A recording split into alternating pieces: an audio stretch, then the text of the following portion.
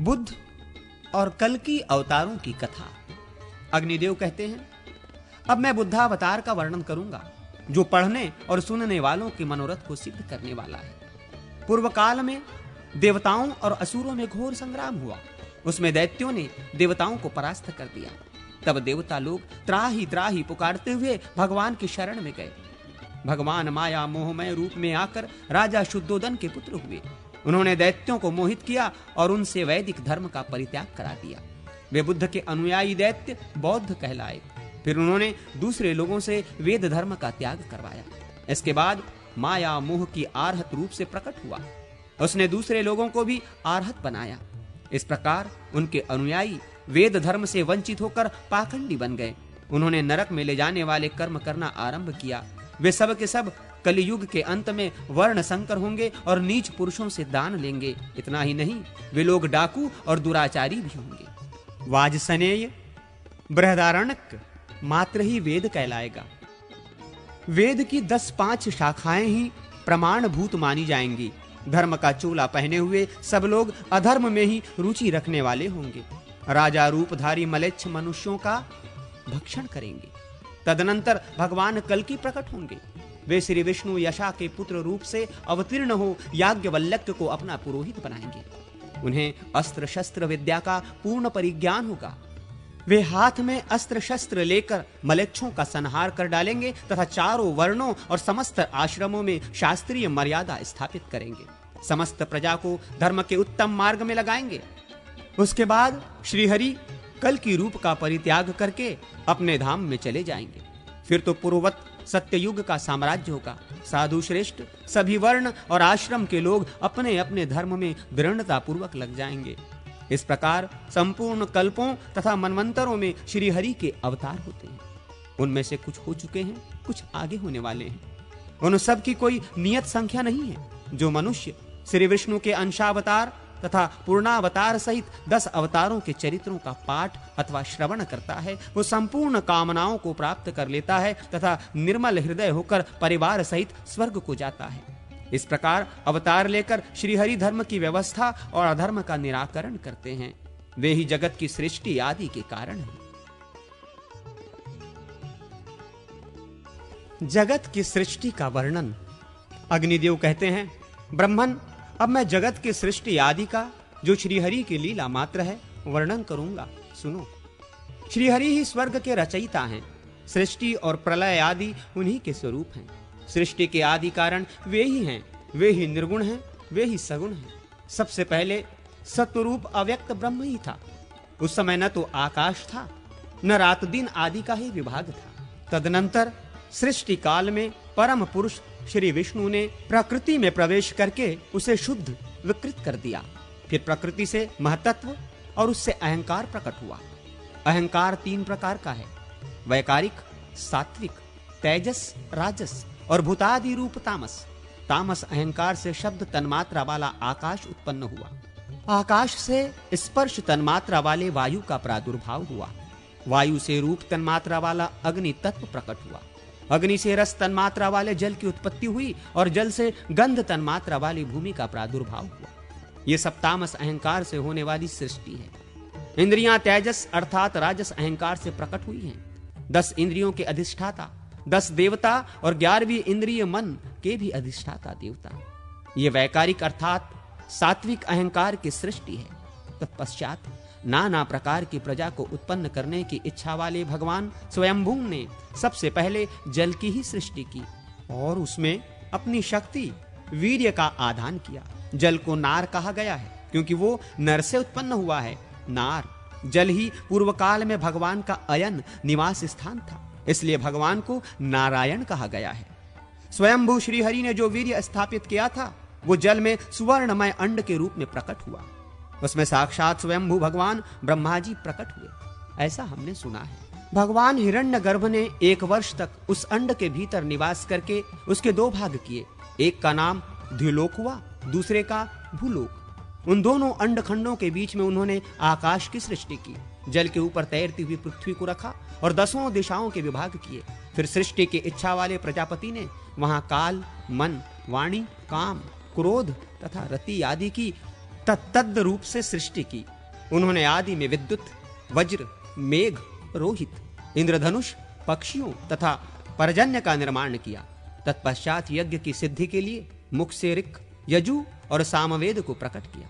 उनके द्वारा साध्य गणों ने देवताओं का यजन किया। फिर ब्रह्मा जी ने अपने भुजा से ऊंचे नीचे या छोटे बड़े भूतों को उत्पन्न किया। सनत कुमार की उत्पत्ति की तथा क्रोध से प्रकट होने वाले रुद्र को जन्म दिया। मरीचि, अत्रि, अंगिरा, पुलत्स, पुलह, क्रतु और वशिष्ठ, इन 7 ब्रह्मपुत्रों को ब्रह्मा जी ने निश्चय ही अपने मन से प्रकट किया। साधु श्रेष्ठ ये तथा रुद्रगण प्रजावर्ग की सृष्टि करते हैं। ब्रह्मा जी ने अपने शरीर के 2 भाग किए। आधे भाग से वे पुरुष हुए और आधे से स्त्री बन गए। फिर उस नारी के गर्भ से उन्होंने प्रजाओं की सृष्टि की। ये ही स्वयंभू मनु तथा शतरूपा के नाम से प्रसिद्ध हुए। इनसे ही मानवीय सृष्टि हुई।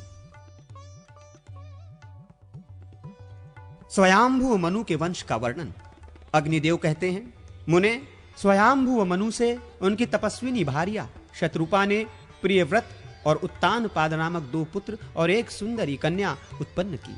वो कमनीय कन्या देवहूति कर्दम ऋषि की भार्या हुई। राजा प्रियव्रत से सम्राट कुक्षी और विराट नामक सामर्थ्यशाली पुत्र उत्पन्न हुए। उत्तानपाद से सुरुचि के गर्भ से उत्तम नामक पुत्र उत्पन्न हुआ और सुनीति के गर्भ से ध्रुव का जन्म हुआ। हे मुने, कुमार ध्रुव ने सुंदर कीर्ति बढ़ाने के लिए 3000 दिव्य वर्षों तक तप किया। उस पर प्रसन्न होकर भगवान विष्णु ने उसे सप्तर्षियों के आगे स्थिर स्थान ध्रुव पद दिया। ध्रुव के इस अभ्युदय को देखकर शुक्राचार्य ने उनके सुयश का सूचक ये श्लोक पढ़ा। अहो, इस ध्रुव की तपस्या का कितना प्रभाव है, इसका शास्त्र ज्ञान कितना अद्भुत है, जिसे आज सप्तर्षि भी आगे करके स्थित हैं। उस ध्रुव से उनकी पत्नी शंभु ने श्लिष्टि और भव्य नामक पुत्र उत्पन्न किए। श्लिष्टि से उसकी पत्नी सुच्छाया ने क्रमशः रिपु, रिपुंजय, पुष्य, व्रकल और व्रकतेजा, इन 5 निष्पाप पुत्रों को अपने गर्भ में धारण किया। रिपु के वीर्य से बृहति ने चाक्षुष और सर्वतेजा को अपने गर्भ में स्थान दिया। चाक्षुष ने वीरण प्रजापति की कन्या पुष्करणी के गर्भ से मनु को जन्म दिया। मनु से नंगवला के गर्भ से 10 उत्तम पुत्र हुए। उनके नाम ये हैं: उरु, पुरु, शतधुम्न, तपस्वी, सत्यवाक, कवि, अग्निष्ट, अतिरात्र, सुदुम्न और अभिमन्यु। उरु के वंश से आग्नेयी ने अंग, सुमना, स्वाति, क्रतु, अंगिरा और गय नामक महान तेजस्वी 6 पुत्र उत्पन्न किए। अंग से सुनीता ने एक ही संतान वेन को जन्म दिया। वो प्रजाओं की रक्षा न करके सदा पाप में ही लगा रहता था। उसे मुनियों ने कुशों से मार डाला। तदनंतर ऋषियों ने संतान के लिए वेन के दाएं हाथ का मंथन किया। हाथ का मंथन होने पर राजा पृथु प्रकट हुए। उन्हें देखकर मुनियों ने कहा, ये महान तेजस्वी राजा अवश्य ही समस्त प्रजा को आनंदित करेंगे तथा महान यश प्राप्त करेंगे। क्षत्रिय वंश के पूर्वज वेन कुमार राजा पृथु अपने तेजस से सबको दग्ध करते हुए धनुष और कवच धारण किए हुए ही प्रकट हुए थे। वे संपूर्ण प्रजा की रक्षा करने लगे। राजसूय यज्ञ में दीक्षित होने वाले नरेशों में वे सबसे पहले भूपाल थे। उनके 2 पुत्र उत्पन्न हुए। स्तुति कर्म में निपुण अद्युत कर्मासुत और मागधों ने उनका स्तवन किया। वे प्रजाओं का रंजन करने के कारण राजा नाम से विख्यात हुए। उन्होंने प्रजाओं की जीवन रक्षा के निमित्त अन्न की उपज बढ़ाने के लिए गोरूप धारिणी पृथ्वी का दोहन किया।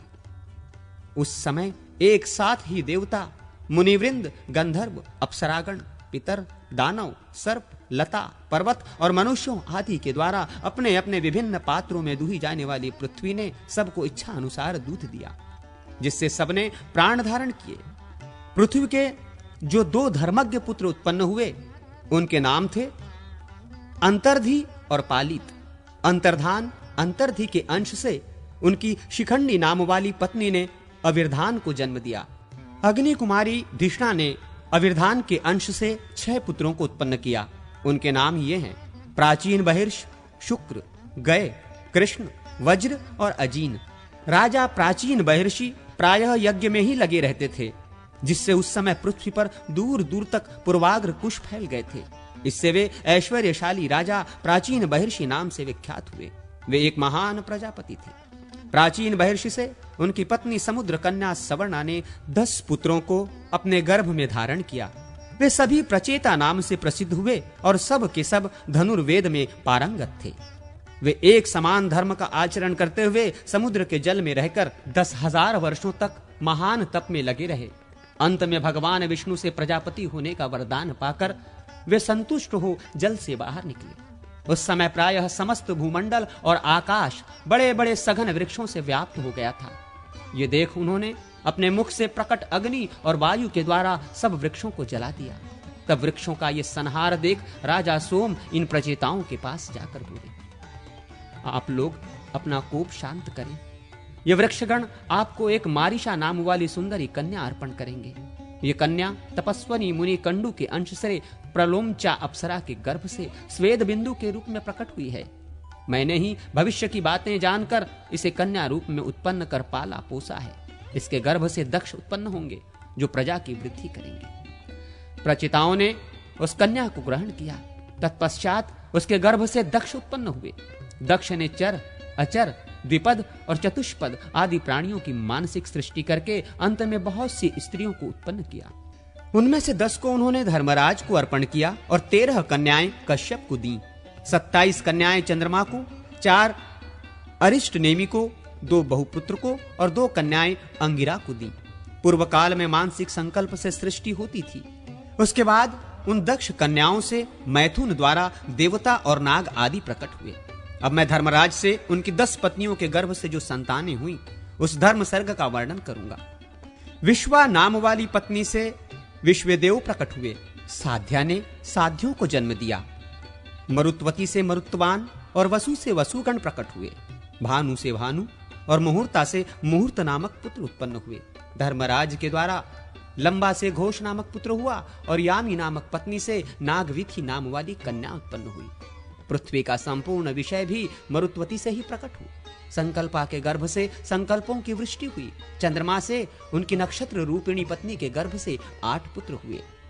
उनके नाम ये हैं: आप, ध्रुव, सोम, धर, अनिल, अनल, प्रत्यूष और प्रभास।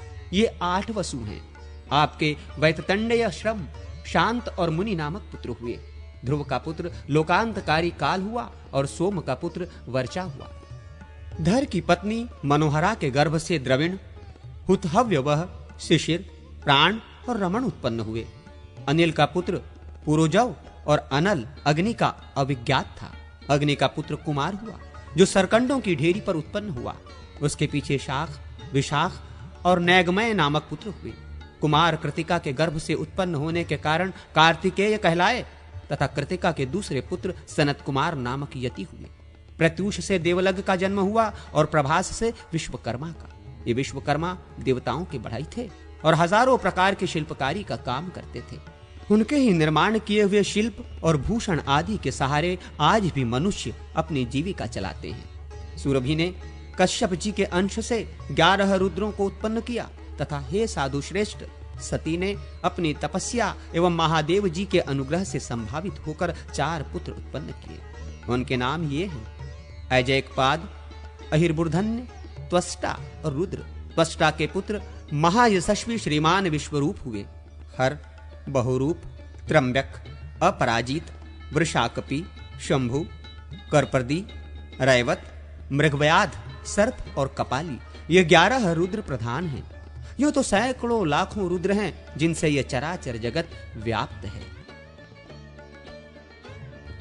कश्यप आदि के वंश का वर्णन। हे मुने, अब मैं अदिति आदि दक्ष कन्याओं से उत्पन्न हुए कश्यप जी की सृष्टि का वर्णन करता हूं। साक्षुक मनवंतर में जो तुषित नामक 12 देवता थे, वे ही पुनः इस वैवस्वत मनवंतर में कश्यप के अंश से अदिति के गर्भ में आए थे। वे विष्णु, शक्र, इंद्र, त्वष्टा, धाता, अर्यमा, पुषा, विवस्वान, सविता, मित्र, वरुण, भग और अंशु नामक 12 आदित्य हुए। अरिष्ट नेमि की 4 पत्नियों से 16 संतानें उत्पन्न हुई। विद्वान बहुपुत्र के उनकी 2 पत्नियों से कपिला, लोहिता आदि के भेद से 4 प्रकार की विद्युत स्वरूप कन्याएं उत्पन्न हुई। अंगिरा मुनि से उनकी 2 पत्नियों द्वारा श्रेष्ठ ऋचाएं हुई तथा कृष्वाश्व के भी उनकी 2 पत्नियों से देवताओं के दिव्य आयुध उत्पन्न हुए। जैसे आकाश में सूर्य के उदय और अस्तभाव बारंबार होते रहते हैं, उसी प्रकार देवता लोग युग युग में कल्प कल्प में उत्पन्न एवं विनिष्ट होते रहते हैं। कश्यप जी से उनकी पत्नी दिति के गर्भ से हिरण्यकशिपु और हिरण्याक्ष नामक पुत्र उत्पन्न हुए। फिर सिंह का नाम वाली एक कन्या भी हुई, जो विप्रचति नामक दानव की पत्नी हुई। उसके गर्भ से राहु आदि की उत्पत्ति हुई, जो सहिकेय नाम से विख्यात हुए। हिरण्यकश्यपु के 4 पुत्र हुए, जो अपने बल पराक्रम के कारण विख्यात थे। इनमें पहला ह्लाद, दूसरा अनुह्लाद और तीसरे प्रहलाद हुए, जो महान विष्णु भक्त थे, और चौथा संह्लाद था। ह्लाद का पुत्र हल्द हुआ। संह्लाद के पुत्र आयुष्मान शिवी और वाशकल थे। प्रहलाद का पुत्र विरोचन हुआ और विरोचन से बलि का जन्म हुआ। हे महामुने, बलि के 100 पुत्र हुए, जिनमें बाणासुर ज्येष्ठ था। पूर्व कल्प में इस बाणासुर ने भगवान उमापति को भक्ति भाव से प्रसन्न कर उन परमेश्वर से यह वरदान प्राप्त किया था कि मैं आपके पास ही विचरता रहूंगा। हिरण्याक्ष के 5 पुत्र थे, शंबर, शकुनी, द्विमूर्धा, शंकु और आर्य। कश्यप जी की दूसरी पत्नी दनु के गर्भ से 100 दानव पुत्र उत्पन्न हुए। इनमें स्वयंभू की कन्या सुप्रभा थी और पुलोमा दानव की पुत्री थी शची। उपदानव की कन्या हयशिरा थी और वृषपर्वा की पुत्री शर्मिष्ठा। पुलोमा और कालका ये 2 वैश्वानर की कन्याएं थीं। ये दोनों कश्यप जी की पत्नी हुई। इन दोनों के करोड़ों पुत्र थे। प्रहलाद के वंश में 4 करोड़ निवात कवच नामक दैत्य हुए। कश्यप जी की ताम्रा नाम वाली पत्नी से 6 पुत्र हुए। इनके अतिरिक्त काकी, स्नेही, भासी, गृधिका और शुचिग्रवा आदि भी कश्यप जी की भार्याएं थीं। उनसे काक आदि पक्षी उत्पन्न हुए। ताम्रा के पुत्र घोड़े और ऊंट थे। विनीता के अरुण और गरुड़ नामक 2 पुत्र हुए। सुरसा से हजारों सांप उत्पन्न हुए और कद्रु के गर्भ से भी शेष, वासुकी और तक्षक आदि सहस्रों नाग उत्पन्न हुए। क्रोधावशा के गर्भ से दंशनशील दांत वाले सर्प प्रकट हुए। धरा से जल पक्षी उत्पन्न हुए। सुरभि से गाय भैंस आदि पशुओं की उत्पत्ति हुई। इरा के गर्भ से तृण आदि उत्पन्न हुए। खसा से यक्ष, राक्षस और मुनि के गर्भ से अप्सराएं प्रकट हुई। इसी प्रकार अरिष्टा के गर्भ से गंधर्व उत्पन्न हुए। इस तरह कश्यप जी से स्थावर जंगम जगत की उत्पत्ति हुई। इन सबके असंख्य पुत्र हुए। देवताओं ने दैत्यों को युद्ध में जीत लिया। अपने पुत्रों के मारे जाने पर दिति ने कश्यप जी को सेवा से संतुष्ट किया। वो इंद्र का संहार करने वाले पुत्र को पाना चाहती थी। उसने कश्यप जी से अपना वो अभिमत वर प्राप्त कर लिया जब वो गर्भवती और व्रत पालन में तत्पर थी। उस समय एक दिन के भोजन के बाद बिना पैर धोए ही वो सो गई। तब इंद्र ने ये छिद्र, त्रुटि या दोष ढूंढकर उसके गर्भ में प्रविष्ट हो उस गर्भ के टुकड़े टुकड़े कर दिए, किंतु व्रत के प्रभाव से उनकी मृत्यु नहीं हुई। वे सभी अत्यंत तेजस्वी और इंद्र के सहायक 49 मरुत नामक देवता हुए। मुने, ये सारा वृत्तांत मैंने सुना दिया। श्री हरि स्वरूप ब्रह्मा जी ने पृथु को नरलोक के राजपद पर अभिषिक्त करके क्रमशः दूसरों को भी राज्य दिए। उन्हें विभिन्न समूहों का राजा बनाया। अन्य सबके अधिपति तथा परिगणित अधिपतियों के भी अधिपति साक्षात श्री हरि ही हैं। ब्राह्मणों तथा औषधियों के राजा चंद्रमा हुए। जल के स्वामी वरुण हुए। राजाओं के राजा कुबेर हुए। 12 सूर्यों आदित्यों के अधीश्वर भगवान विष्णु थे। वसुओं के राजा पावक और मरुद्गणों के स्वामी इंद्र हुए। प्रजापतियों के स्वामी दक्ष और दानवों के अधिपति प्रहलाद हुए। पितरों के यमराज और भूत आदि के स्वामी सर्वसमर्थ भगवान शिव हुए तथा शैलों पर्वतों के राजा हिमवान हुए और नदियों का स्वामी सागर हुए। गंधर्वों के चित्ररथ, नागों के वासुकी, सर्पों के तक्षक और पक्षियों के गरुड़ राजा हुए। श्रेष्ठ हाथियों का स्वामी ऐरावत हुआ और गौओं का अधिपति सांड। वनचर जीवों का स्वामी शेर हुआ और वनस्पतियों का प्लक्ष पकड़ी। घोड़ों का स्वामी उच्चैश्रवा हुआ। सुधनवा पूर्व दिशा का रक्षक हुआ। दक्षिण दिशा में शंखपद और पश्चिम में केतुमान रक्षक नियुक्त हुए। इसी प्रकार उत्तर दिशा में हिरण्य नोमक राजा हुआ। ये प्रतिसर्ग का वर्णन किया गया है।